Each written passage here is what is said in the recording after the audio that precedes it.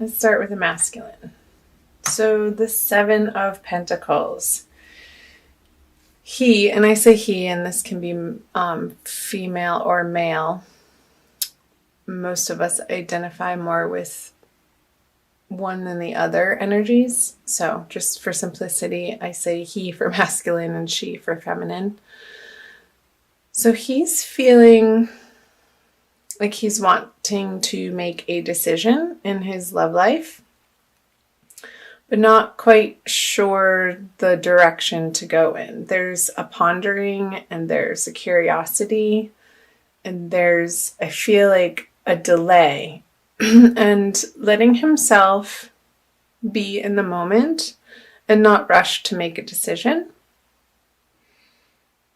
And also, I feel like he's considering different possibilities while having interaction with certain people that's bringing up stuff from the past. I feel like the Seven of Pentacles here for his energies in March are very contemplative and internal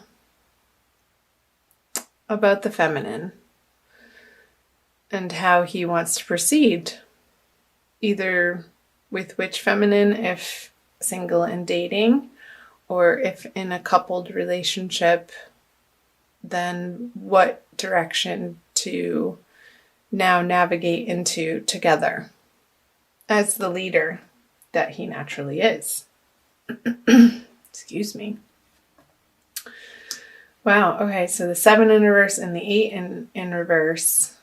I feel like this is almost the feminine's response to him not making a firm decision. She's like, okay, well, I'll just be over here doing my thing, but she's a little distracted and not really wanting to. But what else is she gonna do? She's occupying herself, sort of going through the motions and getting stuff done, but I don't feel like her head and her heart is in it. I feel like there's a distraction level to this energy here for the feminine. But that's okay. She's still getting stuff done and dealing with practical matters, even though I don't feel like there's a lot of joy happening in it because of this distraction with the masculine. But it's not anything severe or super heavy, I don't feel. It's just what the circumstance is. Let's see her subconscious energies. The Hermit. So this, like, not having the type of attention or consistent attention I feel from the masculine is having her do some internal work and go within and find her own light. And not expect it from the masculine side. Because the Hermit this is the Virgo card. So I feel that through the month of March, the feminine is needing and having to spend a lot of alone time. And I don't feel like that's a bad thing, for sure. Maybe picking up a meditation practice, even. I feel like the feminine may be inspired to do some quiet sitting and meditating and breathing and just focusing on the breath or the light of a candle and just getting into her center of where it feels good again and whole and right and correct. So the underneath the surface energies for the masculine is the Emperor. So in reverse. I feel like he's feeling a little wobbly through March and he's trying to understand where his true power lies from an internal place, like the internal source of that which he is. I feel like it's ebbing and flowing a lot through the energies of March. And this is causing him a little bit of discomfort in that experience. And because he's going through this, I feel like that's stagnating the energy that he's able to put forth and offer the feminine. So let's see the above surface. So I feel like this is the matriarch card. I'm using I don't have the case, the Centennial Tarot deck, the Rider-Waite Centennial Tarot deck, and it has 2 extra artwork cards in it, and I call this the matriarch card. I feel like he's heavily relying on a mother energy or grandmother energy or an older, just a motherly figure energy in his outer life. I'm not getting that this is an internal experience, but I feel like he's reaching out from this place of discomfort, of wanting this nurturing from something familiar in his life that's already very well established. So if his mother is known and around and has traditionally provided him that type of love and support and the kind nurturing for the masculine, I feel through this time period he's going to be relying on, like, there's a lot of communication with mother, and if she's passed, I feel like there's still a lot of communication with mother, just from more of an internal heart space, which is lovely. Mothers are wonderful and practically useful in the way that they provide comfort for us in a particular way that nobody else really could or can. That's one of their roles, the mother. Okay, let's move over to the feminine. The King of Cups. So her conscious experience with the masculine is not providing her with the comfort that she would like or would feel comfortable with.